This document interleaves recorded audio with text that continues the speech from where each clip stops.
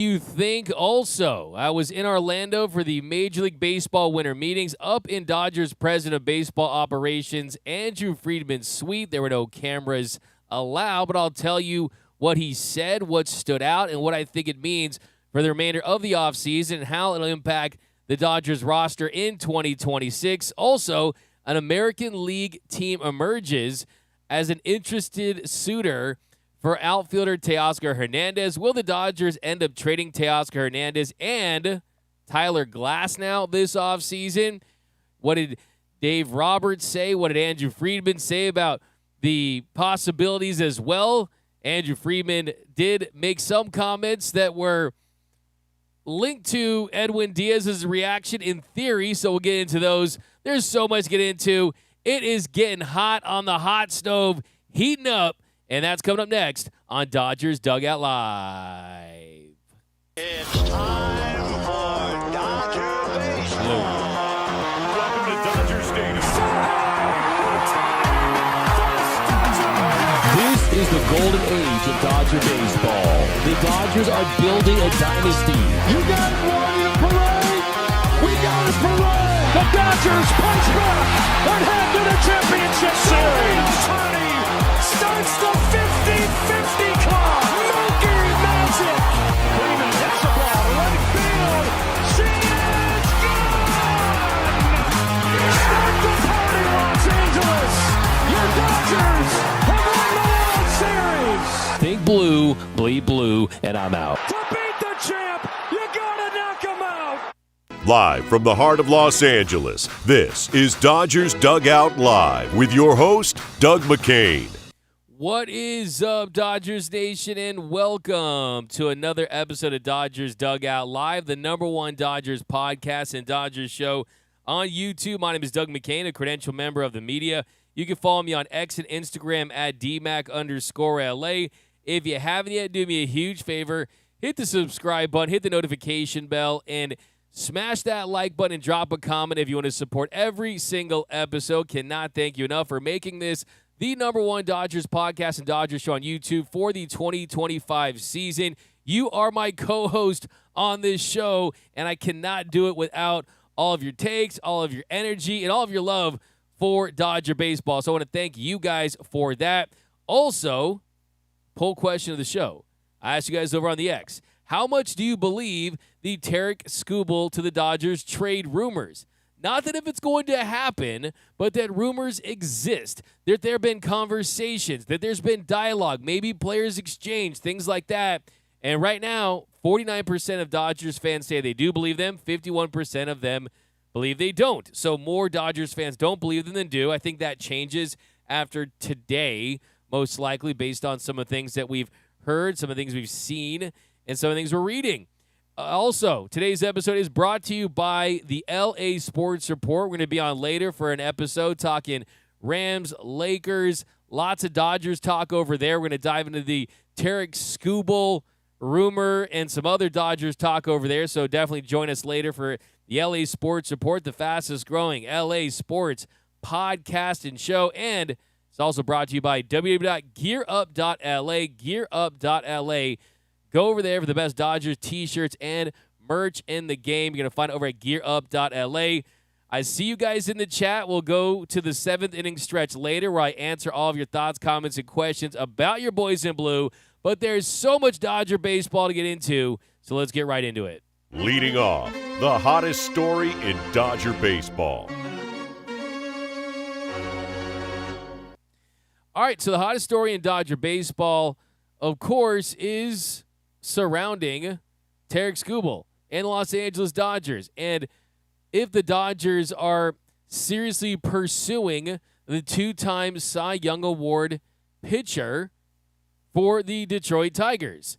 And a couple of days ago, a report came out from Dave Pingalore. We talked about it on this show, and I said, hey, Dave Pingalore, hey, don't doubt him. Don't say that he's completely ridiculous. Don't dismiss his report. I know that some people didn't take it seriously. You didn't have some of the other baseball writers and baseball insiders really respond to it. And look, he did say something could happen at the winter meeting, something's imminent. Did anything happen? So the answer is no. I don't think there's any reason to pile on him.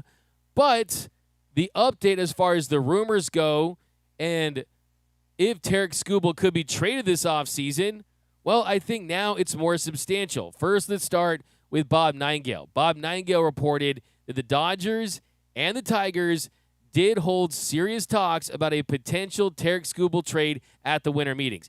And I can tell you from being at the winter meetings, that is how this is designed.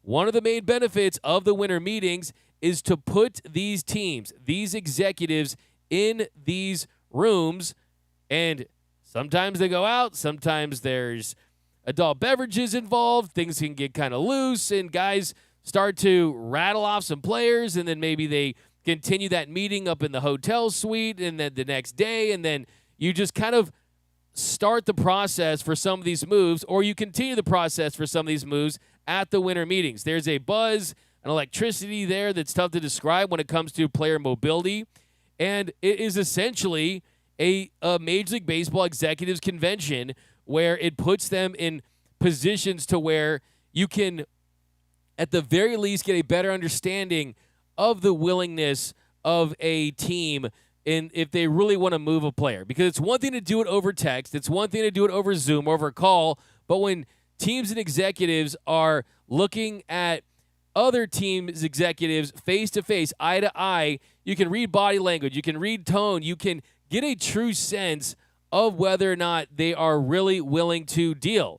And I was up in Andrew Friedman's suite at the Waldorf Astoria, Signia, Hilton, whatever it was, very fancy hotel, really nice place, extremely humongous room that had a big table, almost looked like the Godfather meeting of the five families. You had chairs all around it, a TV, and you had about 10 or so reporters in there. It was myself, Jack Harris, Fabian Ardaya, Katie Wu, Rowan Kavner, Sonia Chen, Alden Gonzalez, a couple of the Japanese reporters, and Kirsten Watson, of course.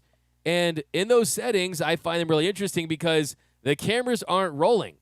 Yes, you can record the audio, you can write stories from it, but I think it allows, if you're listening extremely closely, an opportunity to really get a sense of what this organization is trying to accomplish this offseason. Now, how does that relate to the Tarik Skubal trade possibility? And we'll get into some trade packages and all that stuff I know you want to hear, but one thing that I'm trying to do and accomplish on the show, I want you guys to think like the Dodgers. Start to think like the Dodgers. I've seen people out there, D-Mac, no chance.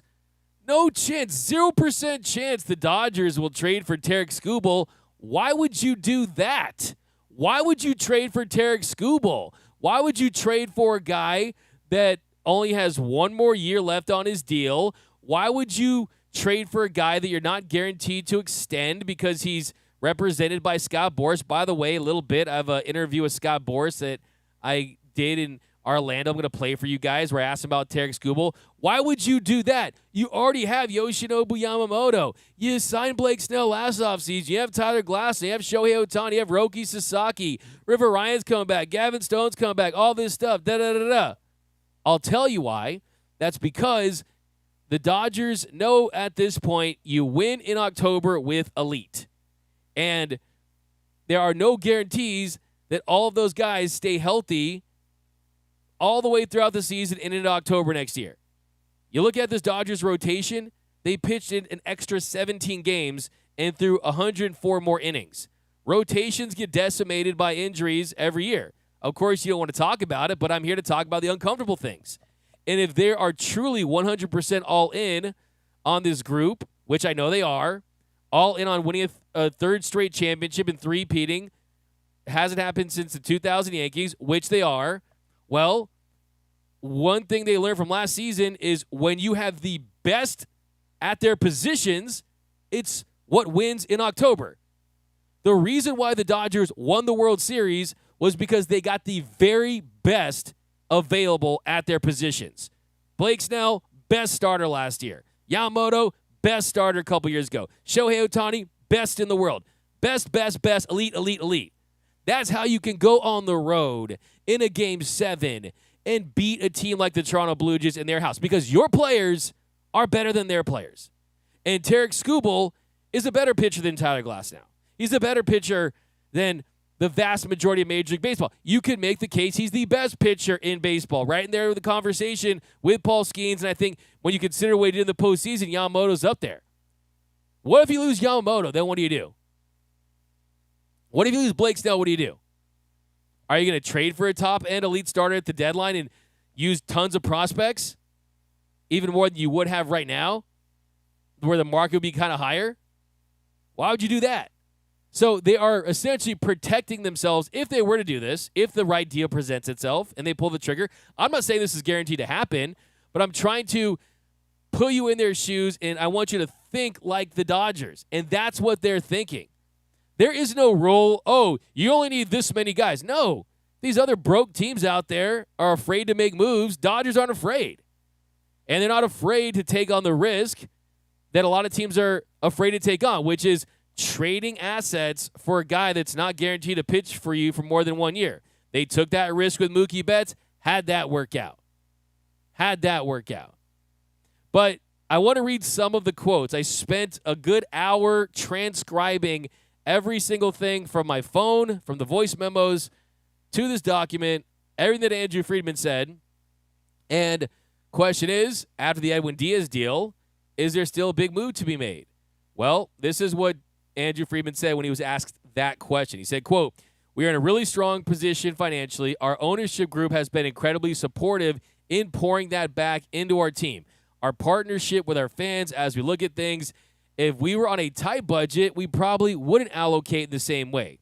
But having more resources allows us to be more aggressive on that point. Again, in a world where there are major constraints, that wouldn't be an area where I would allocate." And he's talking about the bullpen, right? He's saying that, hey, if we weren't in a great position financially, which we are because we've had so much success, we have a committed ownership group that wants to do anything they can to win, that he's willing to go and pay $69 million to get Edwin Diaz.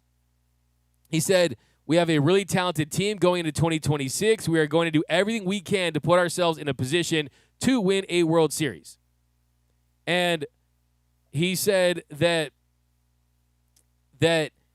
when you look at the qualifying offer for Edwin Diaz, that it was a real cost, so you try to bake it in and factor it into the decision. You never want to be flippant about this. We have a strong and deep farm system. It helps us mitigate it some. So he's still saying that a farm system is important to this. And I think that relates to the Tarik Skubal trade possibility, because the sense that I got is that if they're going to trade for Tarik Skubal, they want to include Tyler Glasnow. And if you trade Tyler Glasnow, which Alden Gonzalez did report that the Dodgers are willing to do, it would allow you to keep some of those farm system jewels. Now, you wouldn't have to give up all of them. You would have to give up some of them. But you would be able to keep more of them because you traded Tyler Glasnow. And if you traded Tyler Glasnow, well, then you would be in a position where, sure, you lose, you kind of go 1-for-1 on the frontline starter depth, but there's no doubt about it, Tarik Skubal is a better pitcher than Tyler Glasnow. There's no debate there.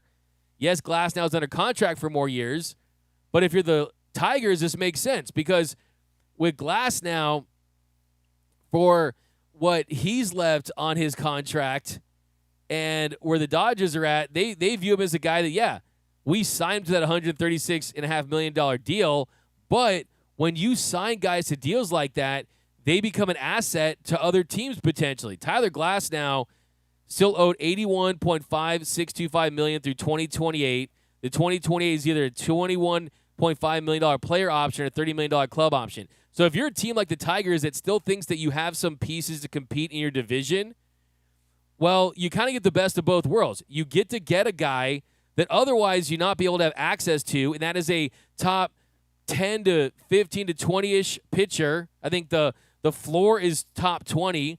The ceiling is top 10 for Tyler Glasnow, and you get him for $81.5 million. Every team can afford that in Major League Baseball. They just don't want to commit $400 million or $350 million to Tarik Skubal, right?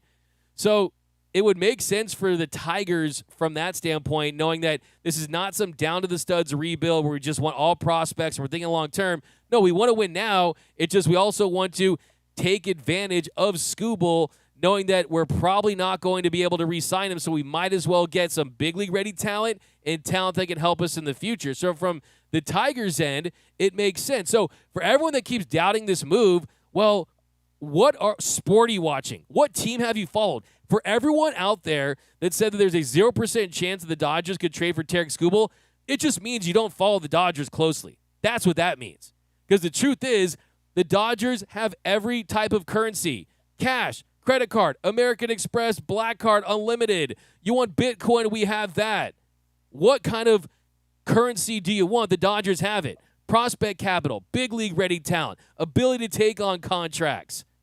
What do you want? Well, the Dodgers have that. Some teams have a really good farm system, don't have big league ready talent. Some teams have big league ready talent, don't have a farm system. Some teams aren't willing to absorb contracts. The Dodgers are willing to do it all if it means they get their guy. And one thing, you want to think like the Dodgers, they like elite. They like the very best at what they do. Edwin Diaz, elite. Shohei Ohtani, elite. Yamamoto, elite. Freddie Freeman, elite. Mookie Betts, elite. The list goes on and on, right? Last year, Blake Snell was the best starting pitcher available. They got him. Now, let's keep reading some of these quotes from Andrew Friedman to get a better idea of kind of what they're pursuing, right? Well, he was asked about the pitchers and the possible. This is kind of the biggest thing that really kind of stood out to me. This really stood out to me. He was asked about preserving your depth, which they have. They have depth coming back, young pitchers, guys coming back off injuries, Emmet Sheehan still. And he said, quote, "We have never sat here in December with the kind of pitching depth that we have right now. With that said, we'll never be flippant about that. I have made that mistake in the past. We have so much depth, maybe we could be a seller in July. We've got a lot of really talented arms, guys that other teams are really interested in. How that plays out, I'm not sure yet. Like anything else, it has to just line up and make sense for both sides. And that's hard and tricky." So he's saying right there that the Dodgers have really talented arms, guys that other teams are interested in. So that tells you that other teams have reached out to the Dodgers and have identified specific players within their organization that they would be interested in acquiring. Who is that? Is that Emmet Sheehan? Is that Gavin Stone? Is that River Ryan? Is it deeper than that? Is that Jackson Ferris? Is that Josue DePaul? Is that Zaire Hope? Is it deeper than that? Right? Well, that's when you start to get into some of the trade packages. Which ones make the most sense? Which ones do you consider? And if you're the Dodgers, that's where the push and pull becomes. One, the big question here is, are the Detroit Tigers going to trade Tarik Skubal this offseason?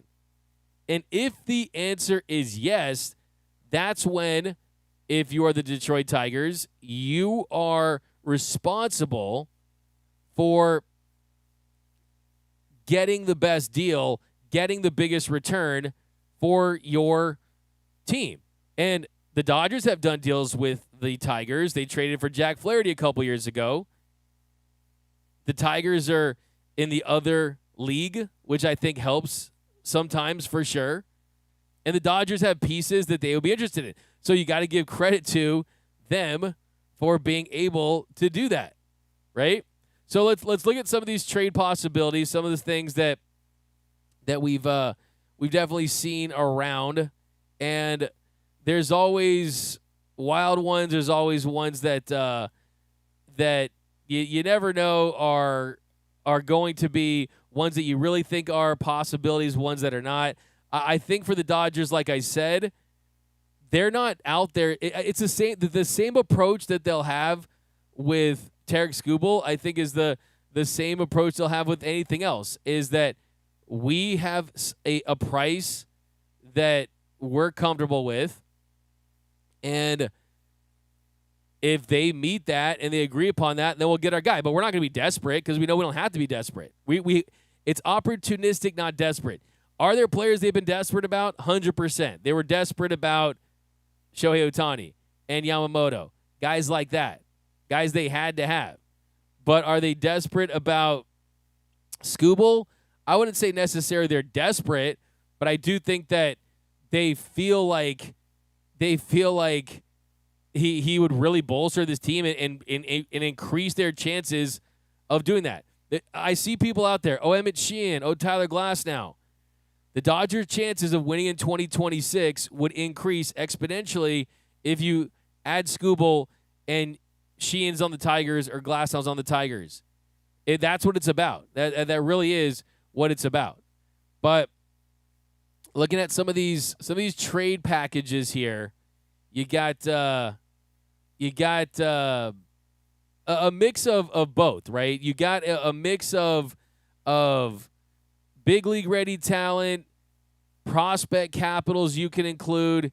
Here's one that really looks at a package with Tyler Glasnow. And Alden Gonzalez was talking about it. We were talking about Glasnow as a possibility for a couple of weeks now.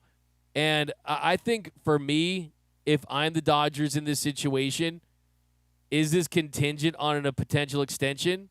Well, let's listen to this interview that I did with Scott Boras, and we'll come back and we'll do some trade packages.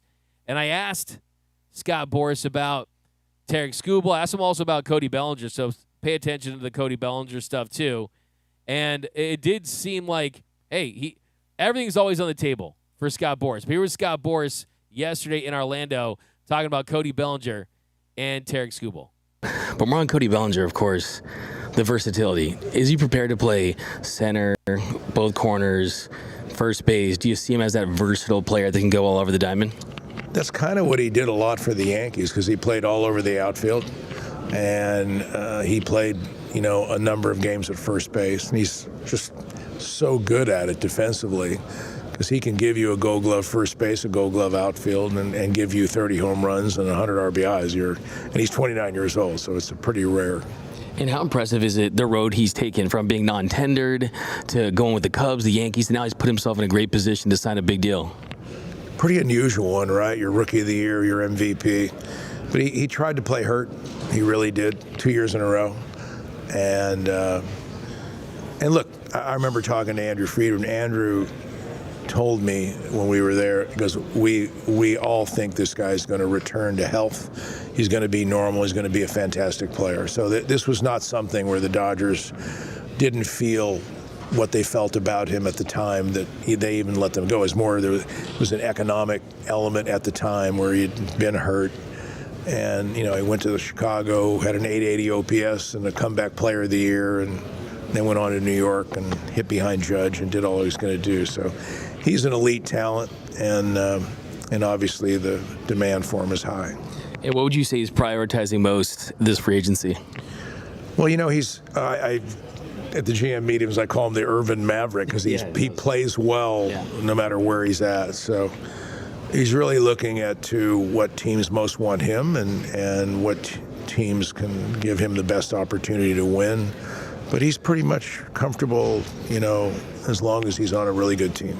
He's playing some big markets. You mentioned the MVP, the Rookie Year with the Dodgers. Do you think he'd be welcome to a reunion with LA? Oh, he loved his time as a Dodger. There's no doubt about it. It was always good. He won a World Championship there. He won an MVP there, a Rookie Year. When you do that, I think you're going to like where you're playing. So, it was. It's something where has a very open mind about free agency and the possibilities. You mentioned a lot of teams involved. The Dodgers are in need of an outfielder. Do you expect them to pursue Bellinger? Well, I think in today's world, everybody views the Dodgers as a Goliath, and when Goliath wants something, we'll see. They're people that really have shown a great amount of acuity to put together winning teams, and I don't expect anything different from them going forward. And one thing I want to ask you, you have people out there that says, oh, Scott, he wants to get his clients to free agency just to get the biggest deal they can get, and that he won't sign them to extensions when they're currently under contract. There's been multiple examples where you don't do that. What is your response when you hear things like that it's just about getting the biggest deal for my clients? Well, I've got about 40 extensions I could give you over my career that we've done with multiple players. Steven Strasburg, for example, is one. Andrew Jones is one. Greg Maddux did one in Atlanta. So I think that is a lot of people not doing their research that would not know that. But no, basically what our responsibility is, we listen to players. And Xander Bogaerts did an extension in Boston. And so when players tell me and they give me reasons of why they want to do what you do, as their attorney, I go do what they want me to do. Yeah. There's been some wild rumors about Tarik Skubal. How do you think he's been able to handle this, establish himself as the best pitcher in baseball, playing for the Detroit Tigers, where he circulates in some of these rumors? When I think you're that good and you're focused on why you're good, which is your workouts, your conditioning, and such, you really are about your teammates. You're about, doing the things you need to do for your city, your team, and for your family. You're so busy with the discipline it takes to be that good that you don't concern yourself with time or the business dynamic that will happen, in a year from now or 10 minutes from now. You just focus on what you do to keep the status that is most important, because speculation is a real deterrent to performance. And so to keep that ability to stay at your best, what got you there is really the focus. All right, so we'll pick up on that a little bit. I asked him some more questions about the trade possibilities and if he would be interested in signing an extension with the Dodgers. And he said, look, I only know the knowns right now, and the knowns are that he's still with the Tigers. But, look, to me, my impression is he works for the player. And, look, I've heard a lot of interesting things about Scott Boras. Like, oh, he's the Thanos of baseball. He's this villain. In my experience, Scott Boras could not be any nicer. I mean, I seen him answering questions, doing interviews. Every time I ask him for a one-on-one, he gives it to me. We talk after. He's a really he loves baseball. And look, I mean, my experience, Scott Boras couldn't be nicer. I mean, he's clever, of course, and he knows how to talk. He knows what to include, what not to include, and how that fits what he's trying to accomplish. But I think the big takeaway in all of that is that, look, he's working for his client. Now, here is a Tarik Skubal trade package for fun, and it has the Dodgers getting multiple players in this deal, and it is, of course, headlined by starting pitcher Tarik Skubal, but also outfielder Wenzel Perez, and then the Dodgers shipping out starting pitcher Emmet Sheehan, outfielder Zaire Hope, starting pitcher Patrick Copen, infielder Alex Freeland, outfielder James Tibbs III, who the Dodgers got in the deal for Dustin May. Stamp of approval, where do I put it? 10 out of 10, no notes. I mean, I think, look, one thing that really stood out to me that Andrew Friedman also said in Orlando is that it's the hardest time ever for AAA players to transition to Major League Baseball. So he was asked about the sustainability of the Dodgers and continuing this run. And he talked about how there have been a lot of big market teams that have had high peaks but that have fallen off a cliff. And his response to that was sustainability is going to come from really talented and deep farm systems, and that's what we have. Areas of strength and the areas that you want to focus on and you look to augment. That's no different. Looking at 2026, we feel really, really good about the team. That doesn't mean that we don't continue to add to it. Incumbent upon us is to incorporate these young players. It's hard because we have the highest of expectations. Threading that needle to continue to learn more and transition from AAA to Major League Baseball is as hard as it's ever been. You have time to that. So doing everything we can to maximize his current window while looking ahead to assure that those out years are avoided. So that tells you that there's this push and pull. But the reason I brought that up was guys like Alex Friedman and guys like Zaire Hope and guys like that. I mean, it's one thing to the truth is you're not going to on the Dodgers, you're not going to be able to find value for all of these guys just because they have to be great because, as he said, their expectations are so high. So the only way to work your way onto the big league roster is to be great, to be elite, potentially, at least to be above average. And they don't have a lot of time to waste to develop you at a certain position because they know you need 400, 500 plate appearances. They know you need to take those bumps and bruises and struggle and fail your way. Remember, failure is fuel, right? So they don't have that currency to give their players because they're in such win-now mode. So I think that's another reason why you don't want to gut your prospects. To me, the part of the reason why I don't want to gut the prospects is for the depth, but also it's just having that trade capital for if another move comes across. So that's where they're at with Tarik Skubal. They did have conversations. I personally, if it were me and I'm the Dodgers, I look at the 2025 World Series. I say, hey, we had elite starting pitching in October. We won the World Series. And yes, on paper, Yoshinobu Yamamoto, Blake Snell, Shohei Ohtani, Roki Sasaki, Tyler Glasnow, that is elite rotation. A lot of those guys have had health concerns throughout their careers, and just the nature of being a pitcher in Major League Baseball, when you have a lot of attrition and pitched a lot, it starts to catch up to you. And that's what we saw from 2024 to 2025. The bullpen usage in 2025 caught up to, or the bullpen usage in 2024 throughout the postseason, it caught up to them in 2025, and they had to lean heavily on the rotation. So how does that catch up to them in 2026? I'm starting to not even look at these seasons as individual seasons anymore. I'm not even doing that. I'm starting to look at this as one big 3-year season, and it's just one humongous season. It's like the Sopranos seasons where it was like part 1 and part 2 of those seasons. I almost think that 2026 is a continuation of 2025, and you're stretching those innings and all the high-stress innings that you had to pitch into that, and you have to bake that in to your expectations for the rotation in 26. So that's why I'm such a big advocate, and that's why this entire offseason, have I not said that this entire offseason, that before any of these rumors started to percolate, that it would make sense for the Dodgers to bring in another starter that did not pitch deep into the postseason?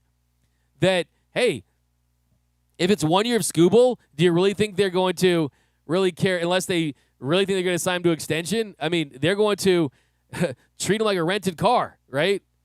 My dad used to tell me, what's the fastest car? It's the rented cars, right? You don't care how you drive it. You just drive that thing, and then you trade it in, and you're, all right, I'm gone. And I do think that if they were to trade significant capital, it would be in the hopes that they would be able to sign him long-term. But just the truth is, you could go through thousands of prospects. You could have thousands of prospects, right? Thousands of them. I mean, think about what people said about Bobby Miller a couple years ago. Can't trade Bobby Miller for Dylan Cease. What'd I say? I said they should have traded Bobby Miller for Dylan Cease, right? The truth is, you can go through thousands of these guys and not get a pitcher as talented as Tarik Skubal that fits a current window like the Dodgers are in right now. So I think you consider that. But let's switch gears a little bit. We talk Skubal later again during the 7th inning stretch. But I want to get to some of Andrew Friedman's comments he made to Spectrum. He was asked a little bit about Edwin Diaz and just the fact that he couldn't speak directly because the deal hasn't been made official, but in theory, just kind of talking about kind of where they were at. Yeah, I mean, just looking back to last year, obviously our bullpen performed well below kind of our expectations. That in a lot of ways is surprising to us. That being said, we feel like a lot of those guys are poised to really bounce back and be big parts of what we do in 2026. And feel like the bullpen will be a strength. But to the extent we're able to add a really big arm into that mix, then obviously we would only feel better about it. So, obviously the proof is in the pudding, and these guys need to go out and perform. But I would bet on them to do that next year. Yeah, I mean, I think first and foremost, obviously, he had the injury during the playoffs, but he loved winning. And it's fun to see guys' reaction after you win, and he loved it. And I think as motivated as he was, I think added even a little bit more. And he's hungry. He's hungry to get back out there and, be a big part of what we do in 2026. And I would definitely bet on him. Yeah, absolutely. Yeah, so you guys talking about that trade proposal. Shout out to Jason Frey of Dodgers Nation for cooking that up. And, I got my top 5. I'm going to drop over on the LA Sports Report later. Trade proposals for Tarik Skubal. So be on the lookout for those. We're going to drop those. We'll also do a collab with this channel as well. But he also talked about the bounce back of Tanner Scott. Now, I do think that Edwin Diaz is going to help Tanner Scott because Edwin Diaz has been a traditional closer for most of his career. And I think that's what he's going to be for the Dodgers. And that's going to give them some cohesion. It's going to make life easier for Dave Roberts. It's going to put guys in roles that they're more familiar with, they're more comfortable in. And Tanner Scott, he was never this lights out, give me the ninth inning, I got a crazy entrance, traditional closer like we've seen with guys like Kenley Jansen or Edwin Diaz or Johan Duran or those types of guys. He was always someone that maintained some flexibility that you could use in high leverage roles throughout games. So I do think the addition of Diaz gives you the best chance to optimize Tanner Scott and help him have a bounce back season. And also, I think that Edwin Diaz, like a lot of these guys on this team, they're on a mission to win a World Series. Well, his brother, Alexis Diaz, actually got a Dodgers World Series ring, or is going to get a Dodgers World Series ring before him because he did pitch on this team last season. The Dodgers claimed him off waivers from the Reds. Didn't quite work out like they had hoped as far as him being this big impact reliever, but he did provide some value. When I was in our scrum with Friedman in Orlando, he did touch on that a little bit. And what he said about the benefit of that and Alexis Diaz essentially telling his brother Edwin Diaz, hey, the Dodgers is a great place to be.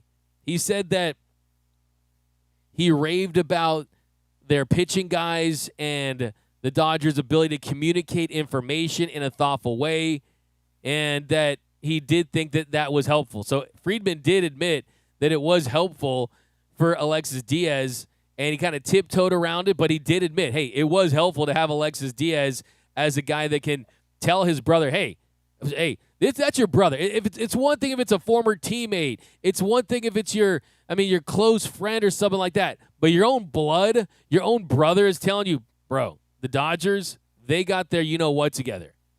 They can help you. I think that was something there. I definitely do think that there was something there for sure. Now, let's get into another rumor that I want to talk about. I want to talk to you guys, so stay tuned. I'm going to read the chat. I'm going to read tons and tons of your questions in a little bit. But it is very fluid. It is very fluid. And I think it's kind of funny, right? I think it's kind of funny. Dave Roberts, they're not going to make a big splash and this and that, right? But it's extremely fluid this offseason because I don't think they view this roster as complete. They're always going to look for different ways to improve it. And I found this to be a fascinating quote from Friedman.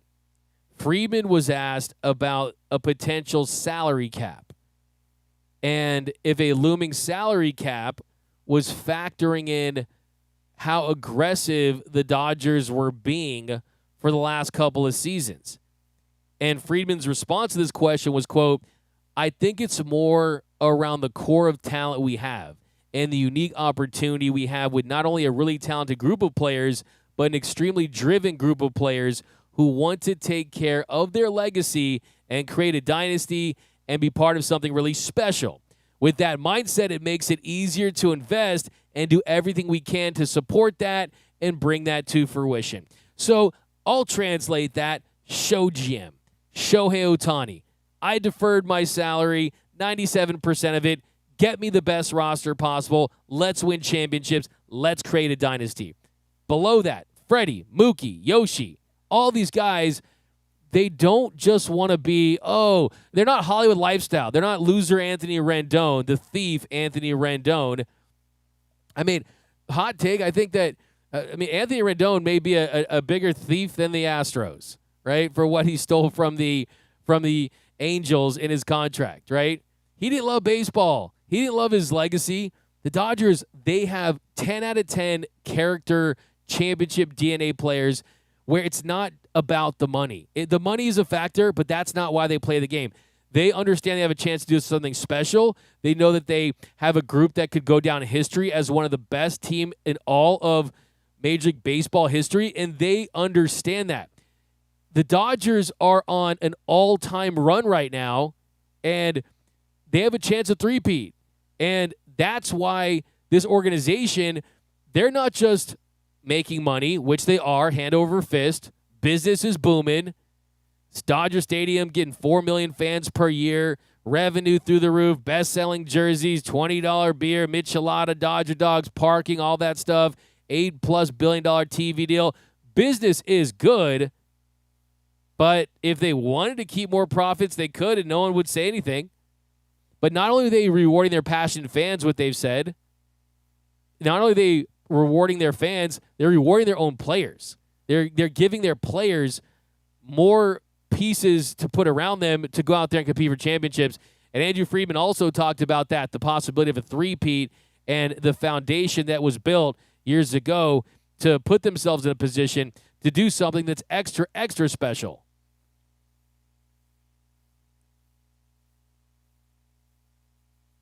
Yeah, I think it starts even before that. I think, Mookie coming in and really instilling a real work ethic among our group and what it takes to be consistent day in and day out. And then Freddie coming and adding to that.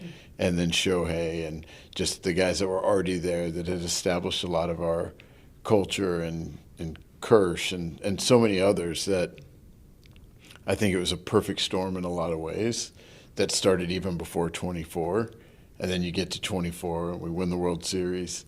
And I think, repeating is really hard, and part of it is I think that it's hard for guys to be as intrinsically motivated after you win and not just be a little bit complacent. And it was something that I felt like our group would be able to stave off, and just the focus on the legacy and winning as many championships as we could, felt like that was very strong among our group. And then watching it play out during the season, a lot of ups and downs. But it was unwavering in terms of the belief that those guys had in one another and what they were capable of in October. So as the calendar switches into September, you start to see our rotation get on a roll, and you can look ahead to October and what a strength that would be. And, really from July through the playoffs, our offense performed well below kind of our expectations. That to us is a real opportunity going into 26 that we think we have a chance to be even better. So they're all in, they're committed, and now let's switch to Teoscar Hernández because a report came out yesterday from Katie Wood and Fabian Ardai of The Athletic that said the Royals are interested in Teoscar Hernández. Now, Brandon Gomes has said that a deal, quote, doesn't seem likely in regards to moving Teo this offseason. Dave Roberts spoke about Teoscar, saying that after his blunder against the Rockies late in the season, he played stronger defense in right field, that right now he could be there. But Dave Roberts said he's our right fielder, quote, for now. Quote, for now. So Friedman said about the trade market that, quote, there's a lot of really interesting potential targets on the trade market. It's hard to get a lot of traction before more free agents start to come off the board. While we have a lot of different conversations, some of which have been really interesting, it's still slower moving than I would ideally like. So I'm trying to give you guys the tea leaves here.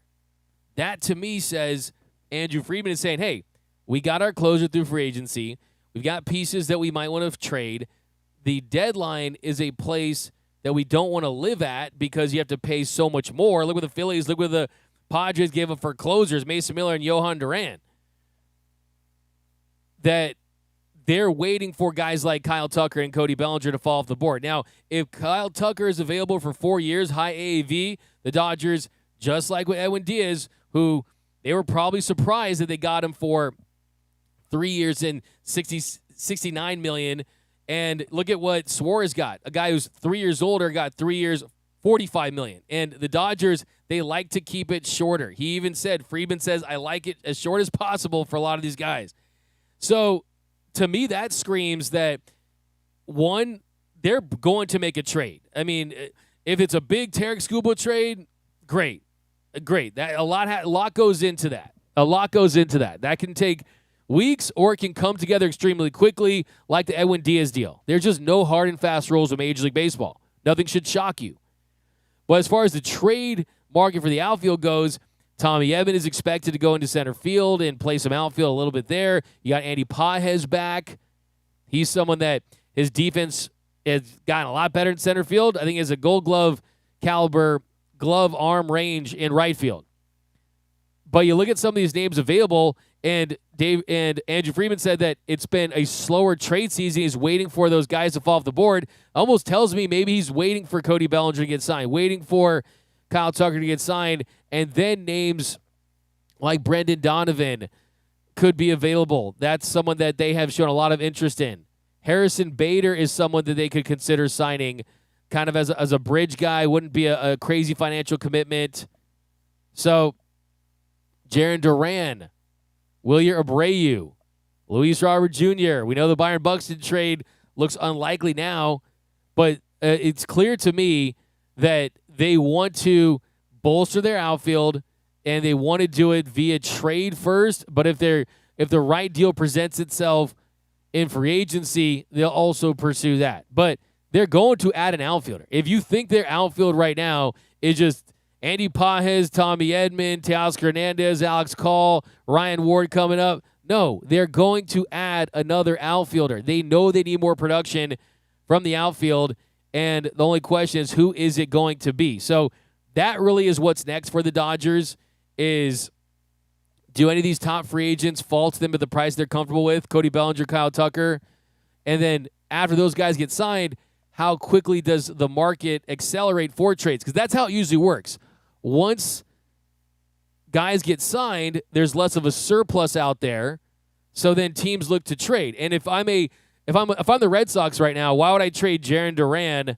Or if I'm the Guardians right now, why would I trade Stephen Kwan while there are teams out there still pursuing Cody Bellinger and Kyle Tucker, right? You want the market to shrink. That way you have more leverage. That way you could try to get a better and bigger return. So that's kind of how that works. As far as Teoscar Hernandez, we talked about this a lot last season.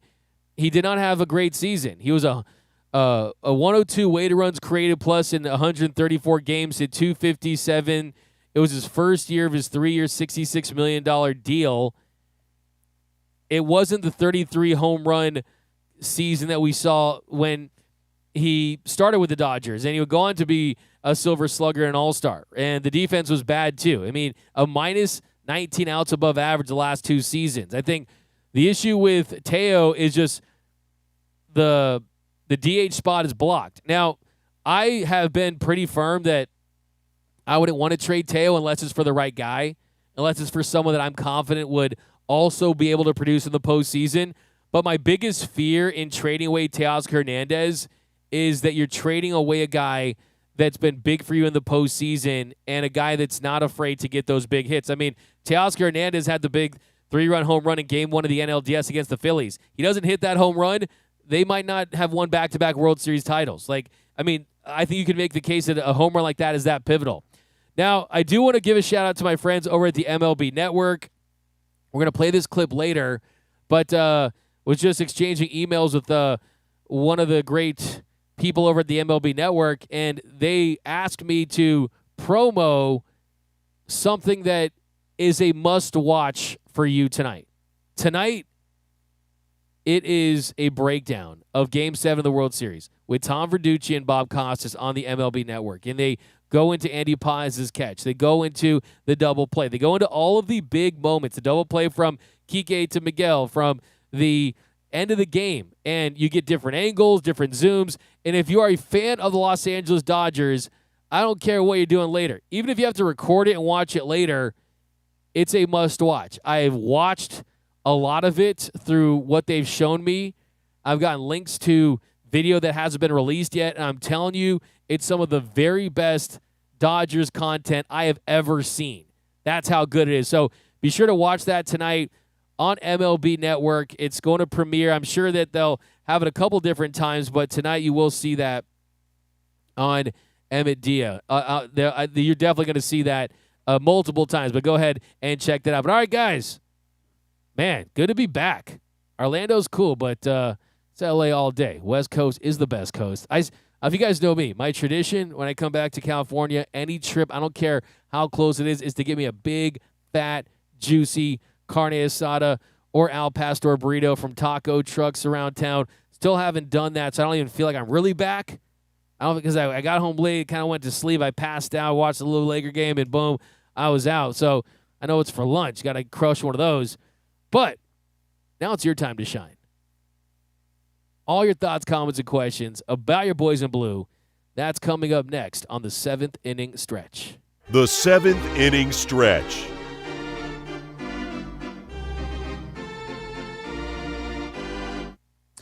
All right, let's do it. We have got Trying is Cooked. Okay, does anyone have we've got a nice sweater, D-Mac. What up? Shout out to my friends over at Travis Matthew, my man Bailey Wright, always getting me right for sure. Appreciate him as always. Quan is better than Tucker. We've got Roy Estrada. We've got Joe Soro. We have got John C3P Olerud. Man, I love the helmet for John Olerud. I'm not sold on Tucker. I'd rather look for a younger outfielder who was controllable if we were going to trade for one. Yeah, I think for me, 4 years is the cutoff on Tucker. My hope for Tucker would almost be that with the opt-outs in place, that he would only be here for 1 year. Like that would be for me for Tucker, would be he signs a deal because that 10-year deal that he wants to sign isn't out there. So he just goes to the Dodgers just furiously wanting to have an MVP season and is so good for that 1 year, he opts out and signs a big deal elsewhere. So, I mean, for me, that would be kind of the scenario I would want Kyle Tucker, is you're getting him on a shorter-term, higher AAV deal with the opt-outs, but also on top of that, hoping that he exercised that opt-out after one elite season. The last thing you want is him to not opt out because he didn't have a great season. He's injured, and he comes back, and you're having to pay him like $45 million, and he's not that great. So, yeah, I'm not the biggest Tucker guy for sure, but like him or not, on a one-year deal, the chance of him producing better than any alpha you could get are pretty high. I mean, let's not forget, the dude's extremely talented. He is a great hitter. Cody Bellinger, some less buzz about that. I think it just depends on how big his market is. But as Scott Boras told me, he has a very open mind about this offseason. If the Dodgers wanted to make a big financial commitment to Cody Bellinger and they thought he was that guy, I think there's a really good chance he would sign with the Dodgers. I just don't know how big that financial commitment is, how much they want their belly back. Do they want their belly back? Chili's, belly back ribs, barbecue sauce. Okay, Daniel Cesar, $4.99. Do you think the Dodgers should tweak their hitting philosophy to emphasize more contact and move away from three outcome approaches? So, good question. I've asked this to a lot of people in and around the organization, and my answer is what the Dodgers do is they bring players in, and they want those players to be themselves, to do what makes them great. So if you're a natural slugger, like someone like a Max Muncy, then slug. If you're someone that is like a Teoscar Hernández, if you're a natural slugger, do that, right? If you have a guy that's a contact hitter, that's more bat to ball, then let him do that. So I think to answer your question is if you're going to keep the same philosophy, they've kind of adapted that philosophy. I remember speaking to Adrian Gonzalez during the season, and he had some pretty strong opinions about how the Dodgers aren't just having a more line drive approach and how that can lead to some bad habits. And that was partially a reason why he thought that Tommy Edman was going through some struggles at the time, is where his power was up, but his bat to ball was down, and overall his numbers were down. So it is kind of one of those things where once you start to commit to a slugging, lifting approach, that your consistency could go down. But I think that if you want a more bat-to-ball approach, then you bring in a guy that specializes in that, a bat-to-ball type hitter, someone like a Brandon Donovan, someone like a Steven Kwan, if that is your approach, right? But I do think that I don't want to say that they're on the hot seat, but I will say that if the Dodgers go through next season and their offense struggles once again in the postseason, they lose, where they're averaging less than 4 runs per game, maybe you could see some changes. But I do think that there was a lot of factors in it as well that led to it. Lots of baseball being played, an older team, baseball offense just being hard to come by in general. But I do think that you're going to see the game evolve naturally, no matter what, whether it's the Dodgers or the rest of the league. And I do think they would stand to benefit from not turning contact hitters, guys that can do that more naturally, that's more part of their game, into guys that are going to slug, right? So the issue there that I've heard as well is these hitters, too, they understand that slugging, I mean, I'm the guy who coined the term, if you want the dub, you've got to slug, right? Well, for these hitters, it's if you want the dough, you've got to slug. And these hitters know if you hit 20, 25 bombs, that means millions of dollars more, because slugging is what wins games, and teams understand that. So it's a really complicated, nuanced thing, but I appreciate the conversation. I really do. We've got some more here. 199 Super Chat. What's the holdup on making the Diaz deal official? I would say that everyone's available. Quan is that. Don't listen to what these GMs say. When they say someone's not available, don't take it at face value. Remember this. Don't listen to what they say. Watch what they do. The Dodgers said they didn't need a splash, signed the best closer available, are involved in Tarik Skubal trade rumors. Okay? Never listen to what they say. Watch. When someone says someone's not available, that applies to a very select few group of players, right? And you know who those guys are. It's the Shoheis, the Skeens, guys like that. What's the holdup on making? So, look, things just take some time. You got to process stuff. You got to, they want to set up the press conference, and the guys are just getting back from Orlando. All those guys have to be there. So, the Diaz deal, if it's not tomorrow, it's going to be early next week. That's for sure. I wish Rachel Luba would notice me from Nando 3. You know, it's so funny. People were saying she was on the I uploaded that exclusive behind the scenes from the winter meetings, and I just threw it on YouTube. I didn't even add a thumbnail. That was the default one. So shout out to Rachel Luba. Get her on the show, Brianna Rochelle. Hey, man, she's a fellow UCLA Bruin, so I'm down. This is fun. Steven Williams, number 9 hitter, needs to have high on-base percentage with speed in front of Ohtani. I agree. I think that we saw that a couple years ago with Gavin Lux when he was at his very best, turning the lineup over. We know that Tommy Edman, I think when he's at his best, is a perfect candidate to do certainly that. So I agree. You need different spots to do that. We got should the Dodgers sign Luis Arraez? I'm a big no Luis Arraez guy. Not in 2025. Just that's not my approach to. He's a really talented hitter for sure, but I mean, for me, I'd go out and sign Bo Bichette, right? If you want a guy that can hit and slug, that's what I want, right? He doesn't slug. Arraez, what up, D-Mac? What up, Claudia? Yeah, I've said hi to her in the past. It's not a big deal at all. Paul Charles, D-Mac, the Dodgers need to do what the Lakers Luka trade, keep it quiet. Yeah, exactly. I mean, I always say that Andrew Friedman only speaks when it's time to say checkmate. So that is certainly the approach right there. All right, but that is the 7th inning stretch. We are running out of time. Getting close to the 1 hour mark. We'll be back later for the LA Sports Report. If you want to talk more Dodgers, stay tuned later for the LA Sports Report. Find us over there, LA Sports Report on YouTube. Subscribe, and we're going to talk more Dodgers over there. But we're running out of time, so let's get to the walk-off. The walk-off. Hits the ball to right field. She is gone! All right, so today for the walk-off, the Dodgers are ruining baseball once again. Teams are freaking out I saw this meme right here. It says, breaking, Dodgers signed Jesus Christ out of Bethlehem. And look, the truth of the matter is the Dodgers are a team that is not ruining baseball. I mean, take, for example, Michael Kopech, right? The Giants are apparently interested in him. Did they ruin baseball by trading for Michael Kopech and him helping them win the World Series? I'm just getting really tired of this narrative out there. I'm really getting tired of it all. This whole the Dodgers are ruining baseball. It's so tired. It's like just basically, why don't you just admit that your organization is not good when it comes to spending money and developing talent, things like that.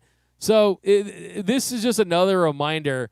The Dodgers aren't ruining baseball. Your cheap owner is just not doing a good job at pouring resources back into their franchise, and your team isn't good at baseball. So I will say that. But also for the walk-off today, on this day 6 years ago, Anthony Rendon signed with the Angels.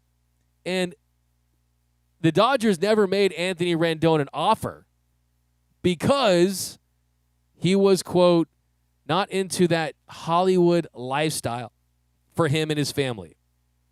I cannot stress this enough. This was the biggest bullet dodged ever. 7 years, $245 million. That is the contract that he signed. And he was an absolute bust. He was an absolute bust for the Angels. And the Dodgers end up trading for Mookie Betts after that. So this is just one of the great bullet dodging stories of all time. If he was interested in being a Dodger coming off that postseason where he was one of the best hitters, I mean, they probably don't get and extend Mookie Betts. And Anthony Rendon, I mean, the guy's got like zero star power. Like, who would have buy that jersey? Like, he was rude. He was mean to reporters and fans. I mean, just a nasty dude. To think that the Dodgers are even interested is pretty hilarious to me. So, yeah, on this day 6 years, of course he ends up with the Angels. But look about his career with the Angels. After signing for 7 years, $245 million. I mean, 3.9 WAR. It's crazy.